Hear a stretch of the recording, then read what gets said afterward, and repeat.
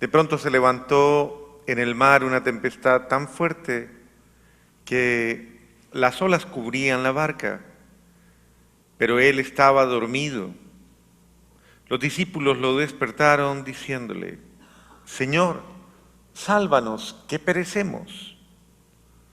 Él le respondió: ¿por qué tienen miedo, hombres de poca fe? Entonces se levantó, dio su orden terminante a los vientos y al mar, y sobrevino una gran calma. Y aquellos hombres maravillados decían: ¿quién es este a quien hasta los vientos y el mar obedecen? Palabra del Señor.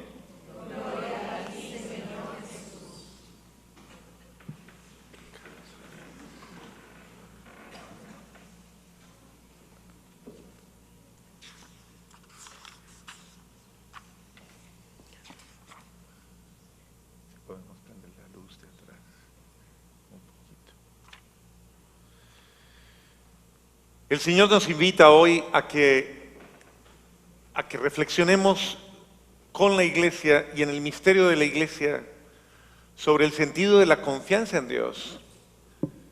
Ponerme en las manos de Dios y creerle a Dios y creer que Dios me está ayudando, me ayuda, quiere de mí, quiere verdaderamente ayudarme a que yo esté bien, a que todo lo mío camine en la esperanza, no en la incertidumbre.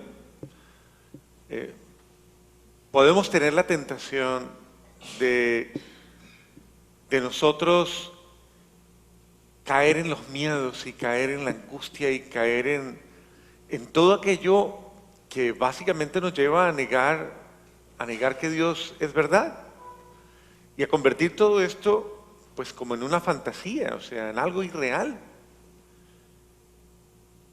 Pero el Señor nos invita a que nosotros, algo así como que dejemos de estar mirando simplemente las circunstancias y la variabilidad de las circunstancias y la negatividad que podamos ver en el mundo y comencemos a poner nuestra vida en sus manos con la certeza de que Dios guía los destinos de mi vida. Dios guía mi vida. Para que ustedes lo entiendan de una mejor manera, estas personas que vivieron durante más de 300 años perseguidos, humillados, maltratados, hubieran podido desistir, es decir, hubieran podido decir: hombre, qué tontos somos nosotros, ¿para qué sufrir por algo que no vale la pena entonces? ¿Para qué sufrir por algo que no le da sentido en mi vida? Es decir, ¿qué sucede en el ser de una persona? Y estamos hablando de una comunidad, de una gran comunidad. Decir que el cristianismo estuvo perseguido 300 años implica decir que en todo lugar donde estaban los romanos había persecución. En todo lugar. O sea, no había un lugar donde escaparse. A lo mejor se hubieran tenido que ir para las zonas salvajes o para muchos otros lugares donde los romanos no tuvieran injerencia y de pronto huir de esa sentencia. Pero desde el tiempo en que nuestro Señor Jesucristo confrontó los poderes del mundo, por decirlo de alguna manera, confrontó la barbarie humana, confrontó la agresividad, el desamor y todo lo que confrontó, desde ese momento se desencadenó una especie de odio, de rechazo, de desprecio, que obviamente detrás de ello, pues ¿quién está? Pues está toda la acción del mal, toda la acción del demonio, podríamos decirlo. Toda la acción del mal que odia la obra de Dios, que odió la obra de Dios y que, pues obviamente colocó en el corazón o en los corazones que no creían en Dios o en muchos corazones que no les importaba la vida humana, colocó ese sentimiento de desprecio. Imagínense ustedes lo que es vivir una secuencia casi interminable de persecución. Muchas personas nacieron en la persecución y murieron en la persecución. Y nunca vieron la paz. la no persecución. Nunca la vieron, nunca. Que son 300 años. Estamos hablando de 3 siglos. Así que hubo mucha gente que nació, vivió, vio a su familia esconderse, vio a su familia orar a escondidas, vio a su familia celebrar la Eucaristía a escondidas, vivir su fe a escondidas, vio a su familia ser sacrificada, ser perseguida, muerta. Y perseveraron. Porque si esto no hubiera tenido sentido, se extingue inmediatamente. Si hubiera extinguido en los primeros 300 años de la era cristiana, el cristianismo hubiera desaparecido. O sea, cualquier realidad bajo una prueba tan grande, cualquier realidad bajo un desprecio, un rechazo, una actitud tan, podríamos decir, como tan ensañada, como tan, es decir, malévola. ¿Qué podíamos pensar de una actitud de esta? Es demasiado tiempo, eso extingue cualquier cosa, ¿o no? Es casi, podríamos decir, algo impensable. O sea, 300 años de desprecio, de rechazo, de persecución, de muertes, de cruces, de sacrificios, de todo. Y ahí en ese contexto hubo gente que encontró a Jesucristo, hubo personas que amaron a Jesucristo y hubo personas que murieron por Jesucristo en esos 300 años. Hay muchos, muchos. La iglesia europea está llena, pero llena de este tipo de santos. Uno va a muchos santuarios europeos, pero cantidades de santuarios europeos, y encuentra restos de cantidades de santos. Hay santos de esa época incorruptos, que sus cuerpos todavía se preservan, de esa época. Que los mataron en el circo romano, que los mataron en sus propios lugares, en todo lo que era los imperios romanos. Y usted encuentra por toda Europa esto, por todo lugar lo encuentra. Muchos de ellos, Santa Perpetua y Felicidad, y así cantidades de santos que fueron dando la vida en esos 300 años. Por eso comienza uno entonces a pensar, por eso dicen que la fe se fortalece dándola. Que cuando la gente daba la vida, cuando la gente daba testimonio de un amor verdadero, de una vida verdadera, daban ejemplo de un heroísmo impresionante. Es decir, era el heroísmo. Ahí, en ese tiempo todo el mundo demostraba quién es quién, o sea, quién estaba verdaderamente por Dios, quién estaba por Cristo y quién no estaba por Cristo. Comenzando porque el mismo fundador dio la vida. Luego pasaron todos los apóstoles y todos dieron la vida. Hasta Juan. Que Juan no murió, eso fue un milagro. Pero lo metieron en una paila de aceite hirviendo, ¿no? Lo fritaron vivo. Salió más joven. Sí, porque eso cuenta la tradición. Y como no pudieron matarlo, entonces lo erradicaron a la isla de Patmos. Le dieron el exilio y murió de adulto. Pero todos los apóstoles pasaron por el martirio. Y de ahí en adelante, el ejemplo de ellos, el ver morir a Pablo dando testimonio de Cristo, el ver morir a Pedro dando testimonio de Cristo, hizo que la iglesia se fuera fortaleciendo, y ahí se acuñó algo que San Ignacio de Antioquía, quien fue devorado por un león, a quien se lo comió un león, dijera una frase muy fuerte: sangre de mártires, semilla de cristianos. Donde la sangre de un mártir se derrama, ahí nace un cristiano verdadero. Y por eso el apóstol Pablo y el apóstol Pedro nos prepararon tanto. El apóstol Pedro lo decía constantemente: manténganse en pie, manténganse fuertes, no se debiliten. Miren que el demonio, como un león rugiente, anda buscando a quien devorar. Resístanle en la fe. Es decir, revístanse de valor, revístanse de fortaleza. No se descuiden porque Él quiere su destrucción. Y esa constante nos enseñó y la selló con la vida. O sea, nos enseñó a vivir en la adversidad, nos enseñó a vivir en la prueba. Por eso el apóstol Pedro decía constantemente, tengan cuidado y estén preparados para dar razón de su fe. Él animaba, y animaba ciertamente a ser testigo de Cristo. ¿Y quién es el testigo de Cristo? El que da la vida por Cristo, aunque comprometa mi vida. San Esteban fue uno de los primeros mártires, por eso se le llama el protomártir, el primer mártir. Y San Esteban fue el primero discípulo, él era uno de los 72 discípulos, y él fue el primero que dio testimonio público, sí, Jesucristo es el Hijo de Dios, y lo veo. Y en ese instante tuvo una visión en medio de todo el mundo. Los judíos se rasgaron las vestiduras, cogieron piedras y lo mataron a pedradas, ahí enfrente de todo el mundo. Es impresionante cuando uno mira la fe desde esa perspectiva. Un poco lo que está sucediendo con los cristianos en Siria, ¿no? Un poco lo que está pasando hoy que nos parece atroz, pero escuchemos los testimonios de muchos de los que viven ahí, y los testimonios de muchos de ellos son similares a los testimonios que vivieron precisamente los primeros cristianos.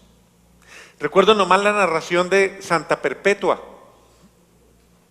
Perpetua y Felicidad eran dos mujeres jóvenes. Y Perpetua era una mujer madre, acababa de tener su bebé. Y la habían puesto presa porque era cristiana, porque era loca y creía en Jesucristo. Por eso la metieron en los calabozos, simplemente porque confesaba a Jesucristo como el Hijo de Dios, como su Señor. Su papá venía y le traía a su bebé para que lo amamantara mientras estaba viva en las cárceles del circo romano. Y cada vez que el papá iba y le llevaba el bebé, le decía, ¿no te duele tu criatura? ¿No te duele tener que dejarlo todo por andar siguiendo esa religión tuya? ¿Por qué no le dices a todos que eso es mentira? Que tú te dejaste engañar, que te dejaste llenar la cabeza de cuentos y ya, y se acabó. Es que se te cerraron las entrañas y no defiendes a tu hijo. Estás dando la vida por una locura y estás dejando morir a tu... Es la lógica, ¿no? Es la lógica. Es tan fácil. Lo único que ella tenía que decir era, eso es mentira. Jesucristo no es Dios y Jesucristo no es el Señor de mi vida. Y ya, eso es mentira. Y Santa Perpetua le responde a su papá, prefiero que mi hijo me recuerde como una madre fiel que como una madre traidora. Que mi hijo toda la vida me recuerde como una madre fiel hasta el final que como una madre traidora. Ella hubiera podido salvar la vida y quedarse con su hijo, y no lo hizo. Y hoy día es Santa Perpetua.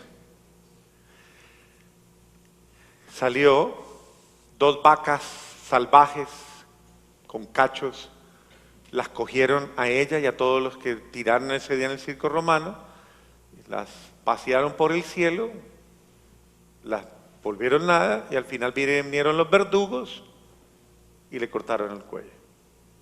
Las acabaron de matar. Así murieron. Esas son 2 de las santas de esa época. Cosas atroces que uno dice, ¿y qué hicieron de malo? Nada. Creer en Jesucristo. Profesar la fe católica. Decir, yo soy creyente, yo soy cristiano. Santo Domingo Sabio, tiempo después, dentro de esa gracia de su pureza, llegó un momento en que tomó el heroísmo de otra manera. No fue el heroísmo de que tener que dar la vida en un momento determinado fue el heroísmo de la pureza, fue el heroísmo del amor a Dios. Y Santo Domingo Sabio, él mismo en su crecimiento espiritual, llegó un momento en que tomó una opción fundamental y fue No ofender a Dios, nunca, nunca ofender a Dios. Y Él expresó una máxima que hasta nuestros días llega hoy. Morir antes que pecar. Morir antes que pecar. Yo creo que hoy día eso no tiene sentido en la vida de las personas. O sea, no tiene. ¿Quién hoy día se hace una propuesta de esas? ¿Quién hoy día dice, yo preferiría morirme antes que ofender a Dios? Y hacer todo el ejercicio, todo el sacrificio, toda la renuncia. Ese es otro tipo de heroísmo, ese es otro tipo de martirio. Aniquilar en mi ser, destruir en mi ser, quitar en mi ser todo lo malo que pueda ponerme en la tentación de ser malo, todo lo negativo. Entonces, erradico todo sentimiento de odio, todo sentimiento de desamor, de envidia, todo sentimiento de maledicencia, todo sentimiento de juicio, de condenación. Es decir, morir antes que pecar. ¿Eso qué quiere decir? Es decir, prefiero morirme hoy a que haya en mí algo que ofenda a Dios. Morir antes que mentir. Morir antes que... Es decir, no fue que él se aniquilara y se matara, no se cortó las venas, no se hizo daño, no tuvo una actitud suicida, no tuvo una actitud... No, tuvo una actitud heroicamente, se arrancó de sí lo malo y las raíces de lo malo.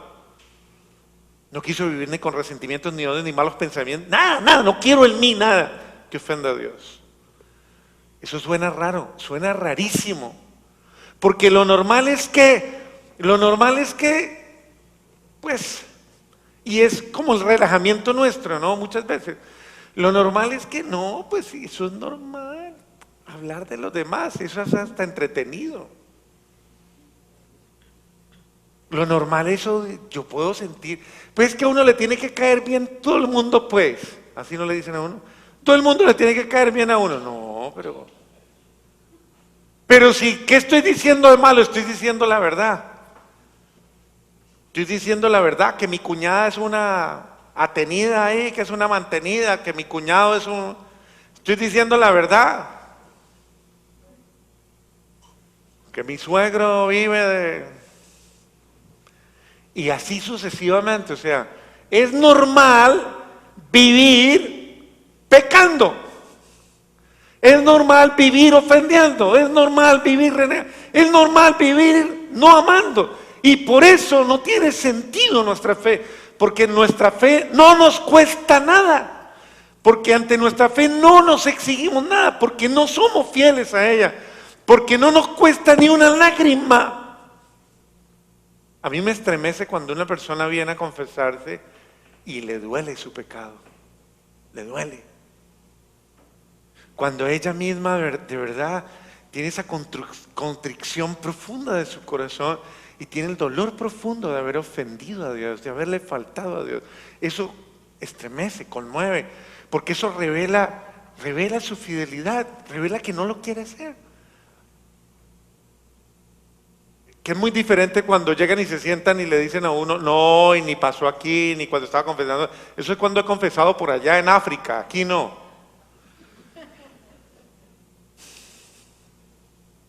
Que se sientan y le dicen a uno, ¿cuáles son los pecados? No, pues, los mismos de siempre, Padre, de todos los hombres. Todos pecamos, ¿cierto, Padre? Usted también peca, ¿cierto, Padre? Pues como para alivianar la cosa, ¿no? Como para... Es decir, ¿cuántas veces es como la actitud de, como quien dice, normalizar la cosa como para no apropiarme de la gravedad de la cosa? O sea, si yo odié y eso es malo. Si yo mentí y eso es malo. Si yo hablé mal, eso es malo. Si yo tuve sentimientos negativos de desprecio, eso es malo, eso no es correcto. Es decir, por eso nuestra fe se ha vuelto hoy día una cosa tal vez conveniente y no con carácter, no con decisión. Por eso nuestra fe hoy día no hace hogares más sólidos, familias más sólidas, matrimonios más sólidos, relaciones más sólidas. Por eso hoy día todo el mundo vive en la desconfianza del otro, porque este ser humano no es fiel a sí mismo. Ya son pocas las personas que dicen de otra, yo sé que nunca esa persona me haría eso. Pocas lo dicen de otra. Pocas dicen, no, a mí no me cabe en la cabeza que esa persona haya dicho eso de mí porque yo sé que ella no habla mal de nadie. Eso no es común. Al contrario, todo el mundo dice, sí dijo eso, no se me hace raro.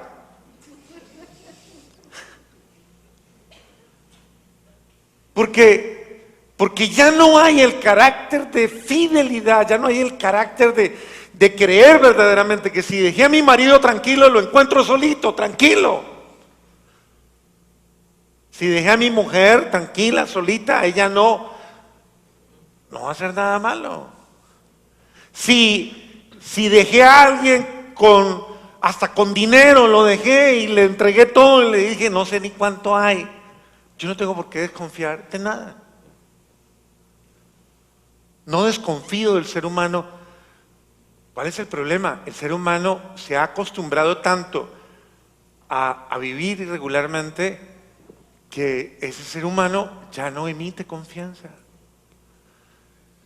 Usted hoy día no puede hacer absolutamente nada sin que le firmen documentos, sin que vaya todo legalmente, sin que comprometa su huella, porque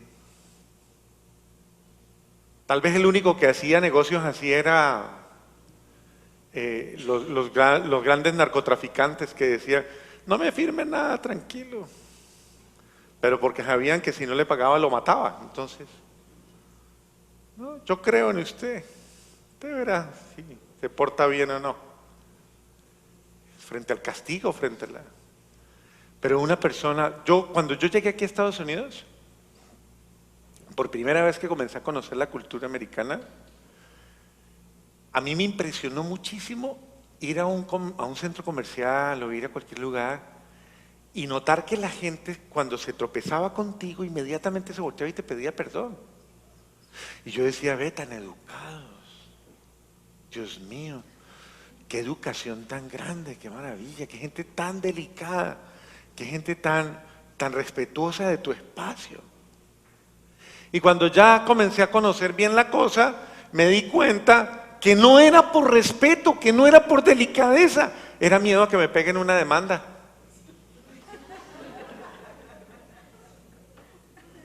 Entonces la gente se volvió respetuosa de su espacio, no por respeto al otro, sino por miedo a que esa persona haga algo contra mí.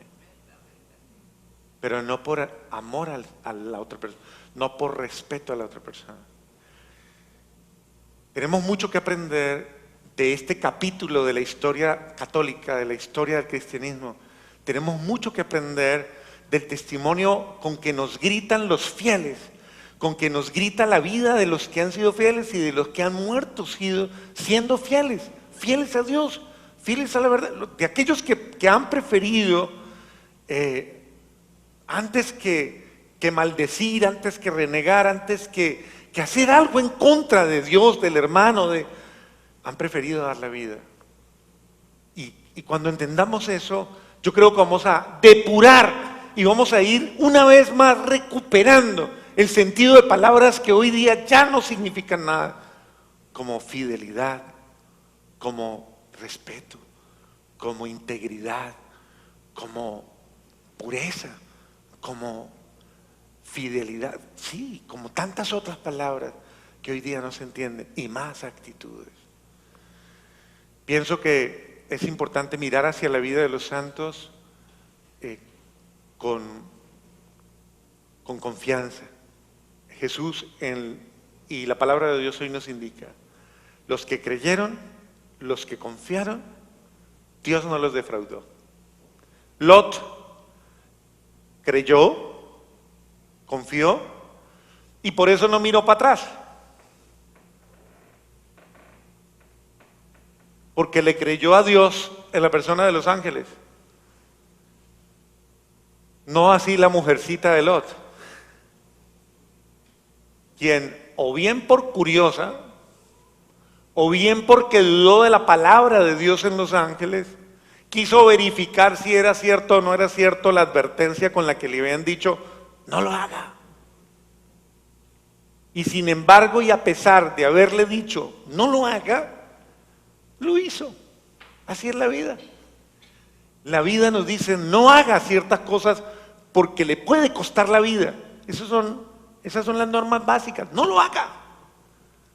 Pero hay personas que como que ponemos a prueba a Dios y lo hacemos. Y nos tenemos que asumir las consecuencias. Dios nos invita no a una fe débil, no a una fe infantil, no a una fe inmadura, sino a una fe generosa, a una fe de riesgo, a una fe de sacrificio, a una fe que cuesta. ¿Qué le estaba pidiendo a los apóstoles? Quítense del corazón la cobardía, es decir, dejen de ser cobardes, dejen de estar y pongan por alguna vez su confianza en mí, por alguna vez créanme a mí, confíen en mí. Jesucristo estaba ahí medio dormidito, pero estaba ahí. Hay momentos en los que uno tiene que verdaderamente frente a la vida, si uno quiere creer, tiene que hacer saltos de fe. Y esos saltos de fe implica superar mi desconfianza, superar mi incredulidad. Es confiar. Yo confío plenamente en Dios. Dios no me va a defraudar. Y Dios siempre recompensa esa fe heroica con que damos pasos hacia Él y con los que en su nombre, por amor a Él y con plena confianza en Él, creemos firmemente que Él está a favor de nosotros y que Él quiere para nosotros lo mejor y que pase lo que pase, Él es fiel y Él cumple su palabra. Amén.